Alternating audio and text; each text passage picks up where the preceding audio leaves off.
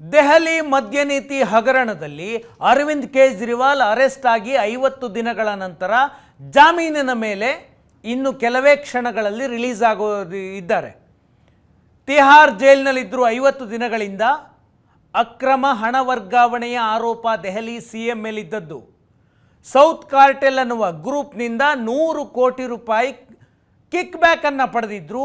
ಇಡೀ ಪ್ರಕರಣದ ಕಿಂಗ್ ಪಿನ್ನೇ ಅರವಿಂದ್ ಕೇಜ್ರಿವಾಲ್ ಅಂತ ಇಡಿಯ ಅಧಿಕಾರಿಗಳು ಕೋರ್ಟ್ನ ಮುಂದೆ ಆರೋಪವನ್ನು ಮಾಡಿದ್ರು. 100 ಕೋಟಿ ರೂಪಾಯಿ ಕಿಕ್ ಬ್ಯಾಕ್ ಅನ್ನು ಪಡೆದು ಗೋವಾದ ಚುನಾವಣೆಯಲ್ಲಿ 45 ಕೋಟಿ ರೂಪಾಯಿಯನ್ನು ಬಳಸಿದ್ದಾರೆ.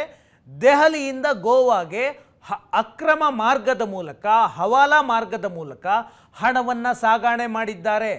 ಹಾಗಾಗಿ ಇದು ಅಕ್ರಮ ಹಣ ವರ್ಗಾವಣೆ ಪ್ರಕರಣಕ್ಕೆ ಬರುತ್ತೆ ಅಂತ ಇಡಿ ಅಧಿಕಾರಿಗಳು ಆರೋಪವನ್ನು ಮಾಡಿದ್ರು. ಈಗ ಇಡೀ ಪ್ರಕರಣದಲ್ಲಿ 18 ಆರೋಪಿಗಳನ್ನು ಇಡಿ ಅರೆಸ್ಟ್ ಮಾಡಿದೆ. ಈವರೆಗೆ ಅರವಿಂದ್ ಕೇಜ್ರಿವಾಲ್ ವಿರುದ್ಧ ನಾಳೆ ಚಾರ್ಜ್ ಶೀಟನ್ನು ಇಡಿ ಅಧಿಕಾರಿಗಳು ಸಲ್ಲಿಕೆ ಮಾಡ್ತಾರೆ. ಈಗಾಗಲೇ 6 ಬಾರಿ ಚಾರ್ಜ್ ಶೀಟನ್ನು ಇಡಿ ಅಧಿಕಾರಿಗಳು ಈ ಕೇಸ್ನಲ್ಲಿ ಸಲ್ಲಿಕೆ ಮಾಡಿದ್ದಾರೆ. ನಾಳೆ ಸಪ್ಲಿಮೆಂಟರಿ ಚಾರ್ಜ್ ಶೀಟ್ ಅಂದರೆ ಪೂರಕ ಆರೋಪ ಪಟ್ಟಿಯನ್ನು ನಾಳೆ ಇಡಿಯ ಅಧಿಕಾರಿಗಳು ರೋಸ್ ಅವೆನ್ಯೂ ಕೋರ್ಟ್ನಲ್ಲಿ ಅರವಿಂದ್ ಕೇಜ್ರಿವಾಲ್ ವಿರುದ್ಧ ಸಲ್ಲಿಕೆ ಮಾಡ್ತಾರೆ. ಅರವಿಂದ್ ಕೇಜ್ರಿವಾಲ್ ಅರೆಸ್ಟ್ ಆದರೂ ಹೈ ಪ್ರೊಫೈಲ್ ಅರೆಸ್ಟ್ ಅಂದರೆ ಈಗಾಗಲೇ ಮನೀಶ್ ಸಿಸೋಡಿಯಾ ವಿರುದ್ಧ ಚಾರ್ಜ್ ಶೀಟನ್ನು ದಾಖಲು ಮಾಡಲಾಗಿದೆ. ಈಗ ನಾಳೆ ಅರವಿಂದ್ ಕೇಜ್ರಿವಾಲ್ ಮತ್ತು ತೆಲಂಗಾಣದ ಮಾಜಿ ಸಿಎಂ ಮಗಳು ಕೆ ಕವಿತಾ ತೆಲಂಗಾಣದಲ್ಲಿ MLC ಅರೆಸ್ಟ್ ಆಗಿದ್ದಾರೆ. ಈ ಕೇಸ್ನಲ್ಲಿ ಕೆ ಕವಿತಾ ನೇತೃತ್ವದ ಸೌತ್ ಕಾರ್ಟೆಲ್ ಗ್ರೂಪ್, ದಕ್ಷಿಣ ಭಾರತದ ಒಂದಷ್ಟು ಕಂಪನಿಗಳ ಗ್ರೂಪ್ ದೆಹಲಿಯ 9 ವಿಭಾಗಗಳನ್ನು, ದೆಹಲಿಯ 9 ಅಬಕಾರಿ ವಿಭಾಗಗಳನ್ನು ಲೈಸೆನ್ಸ್ ಪಡೆದಿತ್ತು, ಖರೀದಿ ಮಾಡಿತ್ತು ಹರಾಜಿನಲ್ಲಿ. ಆ ಹರಾಜಿನಲ್ಲಿ ಖರೀದಿಗೆ ಸೌತ್ ಕಾರ್ಟೆಲ್ ಗ್ರೂಪ್ಗೆ ಕೇಜ್ರಿವಾಲ್ ಸರ್ಕಾರ ಅನುಕೂಲ ಮಾಡಿಕೊಡುವಂತೆ ನೀತಿಯನ್ನು ಮಾಡಿದೆ, ಮದ್ಯ ನೀತಿ ಅಂತ ಹೇಳಿ. ಅದಕ್ಕೆ 100 ಕೋಟಿ ರೂಪಾಯಿಯನ್ನು ಕೆ ಕವಿತಾ ನೇತೃತ್ವದ ಸೌತ್ ಕಾರ್ಟೆಲ್ ಕೇಜ್ರಿವಾಲ್ಗೆ ನೀಡಿತ್ತು ಅನ್ನೋದು ಆರೋಪ. ಈಗ ಕೇಜ್ರಿವಾಲ್ ಮತ್ತು ಕೆ ಕವಿತಾ ಮೇಲೆ ನಾಳೆ ಇಡಿಯ ಅಧಿಕಾರಿಗಳು ರೋಸ್ ಅವೆನ್ಯೂ ಕೋರ್ಟ್ನಲ್ಲಿ ಚಾರ್ಜ್ ಶೀಟನ್ನು ದಾಖಲಿಸಲಿದ್ದಾರೆ. ಕೇಜ್ರಿವಾಲ್ ಮತ್ತು ಕೆ ಕವಿತಾ ವಿರುದ್ಧ ಚಾರ್ಜ್ ಮಾಡ್ತಾರೆ ನಾಳೆ. ಜೊತೆಗೆ AAP ಪಕ್ಷದ ವಿರುದ್ಧವೂ ಕೂಡ ಆರೋಪ ಪಟ್ಟಿ ದಾಖಲಾಗುತ್ತೆ. ಈ ದೇಶದಲ್ಲಿ ಈವರೆಗೂ ಒಂದು ರಾಜಕೀಯ ಪಕ್ಷದ ವಿರುದ್ಧ ಇಂಥ ಭ್ರಷ್ಟಾಚಾರದ ಪ್ರಕರಣದಲ್ಲಿ ಒಂದು ಪಕ್ಷವನ್ನು ಆರೋಪಿ ಸ್ಥಾನದಲ್ಲಿ ನಿಲ್ಲಿಸಿಲ್ಲ. ವ್ಯಕ್ತಿಗಳ ಮೇಲೆ ಕೇಸಾಗಿದೆ, ವ್ಯಕ್ತಿಗಳ ಮೇಲೆ ಆರೋಪ ಪಟ್ಟಿ ದಾಖಲಾಗಿದೆ. ಇದೇ ಮೊದಲ ಬಾರಿಗೆ ಇಡೀ AAP ಪಕ್ಷವನ್ನೇ ಆರೋಪಿ ಸ್ಥಾನದಲ್ಲಿ ನಿಲ್ಲಿಸುವ ಕೆಲಸವನ್ನು ನಾಳೆ ರೋಸ್ ಅವೆನ್ಯೂ ಕೋರ್ಟ್ನಲ್ಲಿ ಇಡಿ ಅಧಿಕಾರಿಗಳು ಮಾಡ್ತಾರೆ. ಬಿಕಾಸ್ ಈ ಹಣವನ್ನು ಪಡೆದುಕೊಂಡು AAP ಪಕ್ಷ ಚುನಾವಣೆ ಪ್ರಚಾರಕ್ಕೆ ಬಳಸ್ಕೊಳ್ತು 45 ಕೋಟಿ ರೂಪಾಯಿಯನ್ನು ಅನ್ನೋದು ಆರೋಪ. ಪ್ರಿವೆನ್ಷನ್ ಆಫ್ ಮನಿ ಲಾಂಡ್ರಿಂಗ್ ಕೇಸ್ನಲ್ಲಿ ಸೆಕ್ಷನ್ 45 ಮತ್ತು 44ನಲ್ಲಿ FIR ಆಗಿರೋದು. ಅದರ ಆಧಾರದ ಮೇಲೆ ನಾಳೆ ಚಾರ್ಜ್ ಶೀಟನ್ನು ದಾಖಲು ಮಾಡಲಾಗುತ್ತೆ. ಅರವಿಂದ್ ಕೇಜ್ರಿವಾಲ್ ಈ ಕೇಸ್ನಲ್ಲಿ ಜೂನ್ 2ಕ್ಕೆ ಸರೆಂಡರ್ ಆಗಬೇಕು ಜೈಲಿನ ಮುಂದೆ, ಕೋರ್ಟ್ನ ಮುಂದೆ. ಮತ್ತೆ ಜೈಲಿಗೆ ಬರ್ತಾರೆ. ಇದಾದ ನಂತರ ಕೇಜ್ರಿವಾಲ್ ಮತ್ತೆ ಮಧ್ಯಂತರ ಜಾಮೀನು ಆಗಲ್ಲ, ಮತ್ತೆ ಅವರು ರೆಗ್ಯುಲರ್ ಜಾಮೀನಿಗೆ ಅಪ್ಲಿಕೇಶನ್ ಹಾಕೋಬೇಕು. ಯಾವ ಆರೋಪಿಯ ವಿರುದ್ಧ ಇನ್ನೂ ಚಾರ್ಜ್ ಶೀಟ್ ದಾಖಲಾಗಿರೋದಿಲ್ವೋ ಆಗ ಕೋರ್ಟ್ಗಳು ಮಧ್ಯಂತರ ಜಾಮೀನನ್ನು ನೀಡುತ್ತವೆ.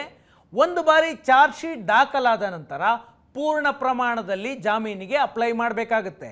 ಇಡೀ ಹಗರಣ ಹೊರಗೆ ಬಂದದ್ದು ಒಂದು ಹೇಗೆ ಅನ್ನುವ ಒಂದು ಎಕ್ಸಾಂಪಲನ್ನು ಕೊಡ್ತೀನಿ. ಅರವಿಂದ್ ಕೇಜ್ರಿವಾಲ್ ಜಾರಿಗೆ ತಂದಂತಹ ಹೊಸ ನೀತಿ ಮತ್ತು ಅರವಿಂದ್ ಕೇಜ್ರಿವಾಲ್ ಜಾರಿಗೆ ತರುವುದಕ್ಕೂ ಮೊದಲು ಇದ್ದಂತಹ ಹಳೆ ನೀತಿ ಏನಿತ್ತು? ಒಂದು ಫುಲ್ ಬಾಟಲ್ ವಿಸ್ಕಿಗೆ ಏನು ಪ್ರೈಸ್ ಇತ್ತು? ಹಳೆ ನೀತಿಯಲ್ಲಿ ಟ್ಯಾಕ್ಸ್ ಎಷ್ಟಿತ್ತು? ಹೊಸ ನೀತಿ ಕೇಜ್ರಿವಾಲ್ ಜಾರಿಗೆ ತಂದ ನೀತಿಯಲ್ಲಿ ಹೇಗಿತ್ತು ಅನ್ನುವ ಅಂಕಿಅಂಶ. ಹಳೆ ನೀತಿಯಲ್ಲಿ ಒಂದು 750 ಬಾಟಲ್ನ ವಿಸ್ಕಿ ಮೂಲ ಬೆಲೆ 166 ರೂಪಾಯಿ ಇತ್ತು. ಹೊಸ ನೀತಿಯಲ್ಲಿ ಆ ಬೆಲೆಯನ್ನು 188 ರೂಪಾಯಿ ಮಾಡಲಾಯಿತು. ಅಬಕಾರಿ ಸುಂಕ ಅಂದರೆ ನೇರವಾಗಿ ದೆಹಲಿ ಸರ್ಕಾರದ ಖಜಾನೆಗೆ ಹೋಗ್ತಿದ್ದಂತಹ ಸುಂಕ 223 ರೂಪಾಯಿ ಇತ್ತು. ಅರವಿಂದ್ ಕೇಜ್ರಿವಾಲ್ ಸರ್ಕಾರ ಹೊಸ ನೀತಿಯನ್ನು ಜಾರಿ ಮಾಡುವುದಕ್ಕೆ ಮೊದಲು 223 ರೂಪಾಯಿ ಒಂದು ಬಾಟೆಲ್ಗೆ ಎಕ್ಸೈಸ್ ಟ್ಯಾಕ್ಸ್ ಇತ್ತು. ಅದಾದ ನಂತರ ಕೇಜ್ರಿವಾಲ್ ಹೊಸ ನೀತಿಯನ್ನು ತರ್ತಾರೆ. ಅಲ್ಲಿ ಟ್ಯಾಕ್ಸ್ ಕೇವಲ ₹1.88. ಅಂದರೆ ₹222 ಟ್ಯಾಕ್ಸ್ ಇಲ್ಲ. ಸರ್ಕಾರಕ್ಕೆ ಒಂದು ಬಾಟಲ್ ಮಾರಾಟ ಮಾಡಿದ್ರೆ ಡೈರೆಕ್ಟ್ ಸರ್ಕಾರದ ಖಜಾನೆಗೆ ಬರ್ತಿದ್ದಂತಹ ₹222 ಖೋತಾ ಆಯಿತು. ಟ್ಯಾಕ್ಸನ್ನು ಕೇವಲ ₹1.88 ಮಾಡಲಾಯಿತು. ವ್ಯಾಟ್ ₹106 ಇತ್ತು ಒಂದು ಬಾಟಲ್ಗೆ. ಎಕ್ಸೈಸ್ ಟ್ಯಾಕ್ಸ್ ₹223 ಇತ್ತು, ಅದು ₹1.88 ಆಯಿತು.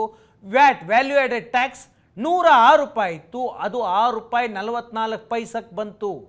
ಅಂದರೆ ₹99 ನಷ್ಟ ಆಯಿತು ಸರ್ಕಾರದ ಖಜಾನೆಗೆ ನೇರವಾಗಿ. ಚಿಲ್ಲರೆ ಕಮಿಷನ್ ಮೊದಲಿಗೆ ₹33.39. ಯಾರು ಬಾರ್ಗಳನ್ನು ರೆಸ್ಟೋರೆಂಟ್ಗಳನ್ನು ನಡೆಸ್ತಾರೆ, ಮದ್ಯ ಮಾರಾಟ ಮಾಡ್ತಾರೆ, ಅವರಿಗೆ ₹33.39 ಮೊದಲು ಕಮಿಷನ್ ಇದ್ದರೆ, ಹೊಸ ನೀತಿ ಕೇಜ್ರಿವಾಲ್ ಸರ್ಕಾರ ಮಾಡಿದ ಹೊಸ ನೀತಿಯಲ್ಲಿ ₹363 ಕಮಿಷನ್ನೇ ಇತ್ತು.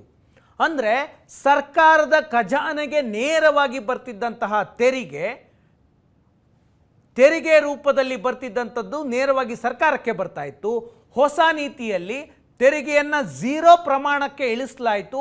₹363 ಕಮಿಷನನ್ನು ನೇರವಾಗಿ ಮಾರಾಟ ಮಾಡುವಂತಹ ವ್ಯಕ್ತಿಗಳು, ಅಂದರೆ ಲೈಸೆನ್ಸ್ ಪಡೆದಿರುವಂತಹ ವ್ಯಕ್ತಿಗಳಿಗೆ ಸೇರ್ತಾ ಇತ್ತು. ಮಾರಾಟದ ಬೆಲೆ ಎಷ್ಟಾಯಿತು? ₹530 ಮೊದಲಿದ್ದರೆ ಅದು ₹560 ಆಯಿತು. ಈಗ ಈ ಲೈಸೆನ್ಸ್ ಪಡೆದಂತಹ ಖಾಸಗಿ ಕಂಪನಿಗಳಿಗೆ ಒಂದು ಬಾಟಲ್ಗೆ ₹363 ಸಿಗ್ತಾ ಇತ್ತು. ಆಗ ಲೈಸೆನ್ಸ್ ಪಡೆದಂತಹ ಕಂಪನಿಗಳೇನು ಮಾಡಿದ್ವು? ತಾವು ಕಡಿಮೆ, ಅಂದರೆ ತುಂಬ ರೀಸನಬಲಿ ಮಾರಾಟ ಮಾಡೋದಕ್ಕೆ ಶುರು ಮಾಡಿದ್ವು. ₹200 ಕಡಿಮೆ ಮಾರಾಟ ಮಾಡಿ ಲಾಭ ಜಾಸ್ತಿ ಮಾಡುವಂತಹ ಪ್ರಯತ್ನವನ್ನು ಮಾಡಿದ್ವು. ಆಗ ಹೆಚ್ಚು ಹೆಚ್ಚು ಮದ್ಯ ದೆಹಲಿಯಲ್ಲಿ ಮಾರಾಟ ಆಯಿತು. ಅದರಿಂದ ಲಾಭ ಖಾಸಗಿಯವರಿಗಾಯಿತು, ಸರ್ಕಾರಕ್ಕೆ ಯಾವುದೇ ಲಾಭ ಬರಲಿಲ್ಲ. ಸರ್ಕಾರ ಏನು ಹೇಳೋದು? ನಾವು ಖಾಸಗಿ ಕಂಪನಿಗಳಿಗೆ ಕೊಟ್ಟಿದ್ದೀವಿ, ಅವರು ಹರಾಜಿನ ಮೂಲಕ ಇಡೀ ವಿಭಾಗಗಳನ್ನು ಖರೀದಿ ಮಾಡಿದ್ದಾರೆ, ದೊಡ್ಡ ಮೊತ್ತ ಹರಾಜಿನಿಂದ ಬಂದಿದೆ, ಹಾಗಾಗಿ ನಮಗೆ ಲಾಸ್ ಆಗೋದಿಲ್ಲ ಅಂತ. ಆದರೆ ದೆಹಲಿ ಸರ್ಕಾರಕ್ಕೆ ನಷ್ಟ ಆಯಿತು ಈ ಹೊಸ ನೀತಿಯಿಂದ. ಮತ್ತೆ ದೆಹಲಿಯ ಲೆಫ್ಟಿನೆಂಟ್ ಜನರಲ್ ಹಳೆ ನೀತಿಗೆ ಬಂದರು. ಇಡೀ ಹಗರಣ ಈ ರೀತಿಯಾಗಿ ಆಗಿದೆ ಅಂತ ಇಡಿ ಕೋರ್ಟ್ಗೆ ದಾಖಲೆಗಳ ಸಮೇತ ಕೊಟ್ಟಿದೆ. ಚಾರ್ಜ್ ಶೀಟನ್ನು ನಾಳೆ ಸಲ್ಲಿಕೆ ಮಾಡಲಿದ್ದಾರೆ.